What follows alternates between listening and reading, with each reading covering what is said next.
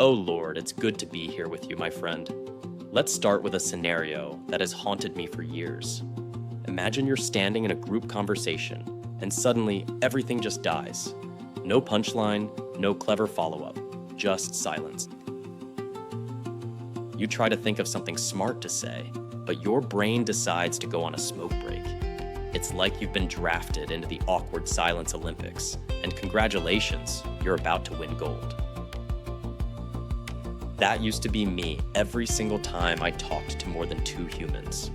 I'd be in a circle, and out of nowhere, the silence would hit like a truck. I'd start sweating, overanalyzing my last three sentences, wondering if I accidentally murdered the vibe in cold blood. My default response was to smile awkwardly and hope someone, anyone, would rescue me. Spoiler alert, they usually didn't. It sucked, and it made me feel like socializing was a sport I just wasn't built for. Before I go further, if you've ever been trapped in one of those painful silences, hit subscribe to Confident Connection Lab. This channel is basically where we figure out how to talk like humans without losing our minds. Also, real quick, before we dive deeper, drop a comment and tell me where you're watching from. I love knowing how far our little tribe of introverts has spread across the world. Anyway, I think the reason these moments feel so brutal is that they poke straight at our biggest fear as introverts, being judged. We think that silence equals failure, that if there isn't constant noise, everyone must be silently evaluating us. But here's the ugly truth I learned the hard way. Silence doesn't mean people hate you. Sometimes it just means they're thinking. One person's awkward pause is another person's moment of reflection. The problem was never the silence itself. It was the story I kept telling myself about it. I remember one night at a party, I found myself standing next to this guy who talked nonstop about cryptocurrency mining for what felt like an eternity. I thought, if I say nothing, he'll think I'm boring. If I say something, I'll probably sound dumb. So I did what any anxious introvert does. I nodded for 20 straight minutes like a dashboard toy. Later, I realized he probably went home thinking, wow, that dude was really into it. Moral of the story, people are far less focused on us than we think. Over time, I started seeing that my whole strategy for fitting in was built on panic.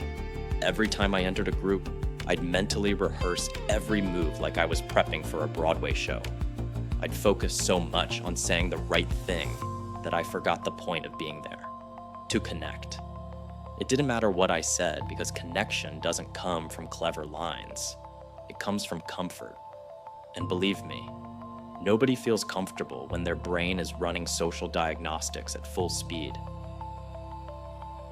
I had to unlearn the idea that blending in meant performing, because fitting in isn't about having perfect one-liners. It's about syncing your vibe with the room. And the magic is that introverts already know how to read the room better than almost anyone. We just don't trust ourselves enough to use that skill. Once I realized that, the silence stopped feeling like a punishment. It became space, and space is where connection actually happens. One small trick that changed everything for me was shifting from internal commentary to external attention. Instead of worrying about how I appeared, I started paying attention to how others felt. I'd ask tiny questions like, what made you start doing that? And suddenly, people opened up. Turns out, humans like being heard more than they like hearing advice. When I switched my goal from being impressive to being present, every single conversation felt lighter. The thing is, fitting in isn't really about adapting to every environment. It's about relieving the pressure of constantly needing to prove your worth. When you stop trying so hard to belong, people feel that ease and they naturally open up. It's like invisible social gravity. That's what real charisma is, comfort that spreads. So if you've ever walked away from a group thinking, I'm just not built for this, let me tell you, you are. You just need to stop trying to control every silence, every micro reaction, every stupid thought that passes through your head. Start letting things breathe. Let others talk. Let yourself be quiet without guilt. And next time that awkward pause shows up, don't panic. Smile at it. Because silence isn't your enemy. It's just room for connection to grow.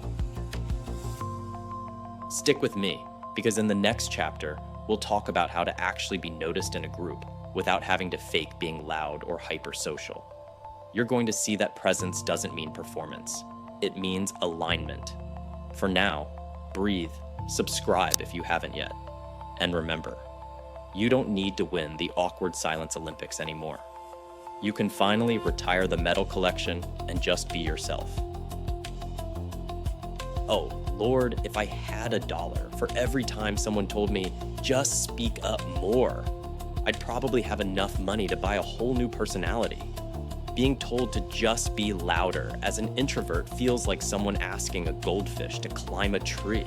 It completely misses the point. The truth is, introverts don't need volume to be seen. We need clarity, presence, and probably a little caffeine. Back in the day, my strategy for being noticed was what I call the overcompensation approach. You know the one? Forcing jokes, trying to keep the conversation alive like it's on life support, or laughing way too hard at something mildly funny. I thought that if I kept giving energy, people would finally see me. But instead, I usually ended up feeling drained, fake, and vaguely embarrassed afterward. It was like trying to power a city with a dying phone battery. So let me share the big shift here. Visibility is not about talking more. It's about making the moments you choose to speak actually matter. The thing about introverts is that when we talk, we usually mean it. We don't fill the air just to avoid silence. But somewhere along the line, the world taught us that quantity equals confidence. That's a load of crap. The key is to focus on quality, on intentional moments of engagement that show you're paying attention. Imagine you're in a group conversation. People are tossing opinions around like frisbees, and you can't find your entry point. Don't panic. You don't need to wrestle the spotlight away. Wait for that moment when someone says something that genuinely clicks with you, and jump in then. You might only speak for a few seconds, but if it's authentic, people will actually listen. Short, sincere contributions cut through noise like nothing else. There's this one time I was in a work meeting, team brainstorming, classic nightmare scenario. Everyone was talking at once, and I sat there replaying possible comments in my head. Then, instead of forcing it, I decided to listen first. I summarized what two people had said, added a small observation, and somehow, everyone turned to look at me like I'd just solved climate change. That's when I realized something insane. People don't remember who talks the most. They remember who makes things make sense. The secret weapon, my friend, is attention. People crave being seen and understood. You can give that without ever raising your voice. When you notice details others miss, like who's left out of the group, or when someone subtly changes tone, you demonstrate value quietly. That kind of awareness stands out far more than being the loudest person in the room. In fact, the loud ones often fade the fastest. But don't get it twisted. This isn't about being silent forever either. The goal is balance. Think of social energy like a bank account. You can't withdraw what you don't have. Spend your words wisely, but don't hoard them either. The magic happens when you stop seeing your quiet side as a flaw and start using it as strategy. You don't have to fake enthusiasm. You can direct it. Something I started doing that completely changed my vibe was adjusting how I use eye contact and body language. Not in a robotic, power pose kind of way, but in a grounded way. When someone spoke, I made sure I stayed engaged. Tilted slightly forward, nodded, actually showed interest. The difference was wild. I didn't have to raise my volume. People just started including me more. Like my presence finally became visible. Turns out being seen has more to do with emotional connection than different decibel levels. Here's the thing. Introverts often confuse presence with performance. But presence isn't about hijacking attention. It's about aligning your inner state with what's happening around you. When you stop trying to compete with the noise and learn to ride the social flow, everything becomes easier. You stop fighting and start leveraging it. And suddenly, connection feels less like a battlefield and more like a jam session. If you take one thing away from this chapter, let it be this. Being seen doesn't come from shouting. It comes from showing up authentically, consistently, and calmly. You don't need to dominate the room. You just need to resonate with it. And guess what? When you finally do that, people remember you. Not for being loud, but for making them feel understood. That's real visibility. Next up, we're going to talk about what belonging actually feels like and why chasing acceptance often makes us feel lonelier. Because fitting in is cool, but feeling at home, now that's the real dream. Oh Lord, I wish someone had told me sooner that belonging isn't something you chase. It's something that happens when you finally stop running. For the longest time, I thought fitting in meant adjusting my personality based on who I was with. With friends, I'd act funnier. At work, I'd be quieter. With family, I'd pretend I had everything together. It was like playing social costume dress-up. And by the end of each day, I had no clue who the hell I actually was anymore. The exhausting irony was that the harder I tried to fit in, the lonelier I felt.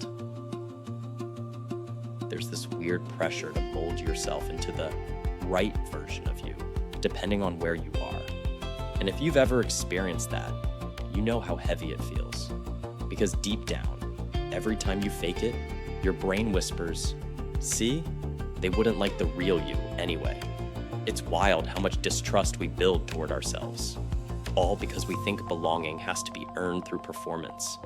But here's the thing, I learned the hard way.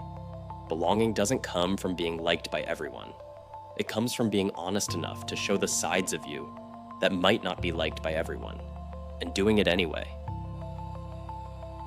Back when I started pushing myself to socialize more, I made a deal with myself. Stop pretending. It wasn't a magical overnight transformation. Honestly, at first it felt like jumping out of a plane with a half-folded parachute. But something strange happened.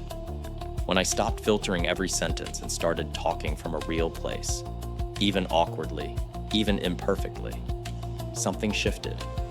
People began to lean in. Not everyone, but the right ones. I started to realize that rejection wasn't proof that I didn't belong. It was evidence that I was getting closer to my actual tribe.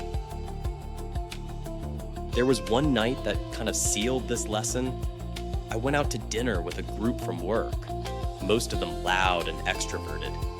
Normally, I'd force laughter at jokes I didn't get, but this time, I just stayed quiet unless I had something to say. At one point, a coworker turned to me and asked, "You're really chill, aren't you?" For a moment, that old panic tried to flare up, like, oh no, they think I'm boring. But I just smiled and said, "Yeah, I like listening." Somebody else nodded and said, "That's actually nice." That's it. I didn't perform, didn't force charm. And yet, for the first time, I walked away feeling connected instead of drained. That's what real belonging feels like. Not everyone understands you, but the ones who do, those are your people. You don't have to earn their acceptance. You coexist naturally. And when you start trusting that process, your energy changes. You stop reading every pause as rejection, every silence as proof you don't fit. Instead, you realize that your presence has its own quiet gravity. When you're comfortable being yourself, people feel it. It's contagious. But let's not sugarcoat it. It's not about some permanent, perfect self-confidence. Some days, you'll still feel out of place. The difference is, now you know it doesn't mean you're broken. Feeling awkward or disconnected sometimes just means you're human. The real growth is being okay with those feelings instead of running from them. The funny thing is, when you stop needing to belong everywhere, you start feeling like you belong more often. Because now you're not chasing alignment, you're creating it. Here's one of my favorite mindset shifts. You don't find belonging, you build it.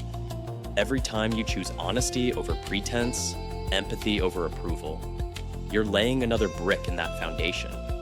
It's slow, it's messy, and it doesn't come with a graduation ceremony. But one day, you look around and realize you've built a life where you can breathe, a life where your quietness isn't a liability. It's part of your signature. So if you're listening right now thinking, I still feel like the odd one out, I get it. You probably are, and maybe that's your strength. Connection doesn't come from sameness. It comes from sincerity. Stop chasing the rooms that don't have space for your rhythm. Find the ones that do, or hell, make your own. Because belonging is not a membership card someone gives you. It's a feeling you create through your presence. And if this whole journey through fitting in and connection has hit home for you, make sure you subscribe to Confident Connection Lab. This is honestly what we're all about here. Learning to be seen, not by faking energy, but by being fully alive in our own. Because when you finally drop the act, you don't just fit in, you feel free. That's the real vibe.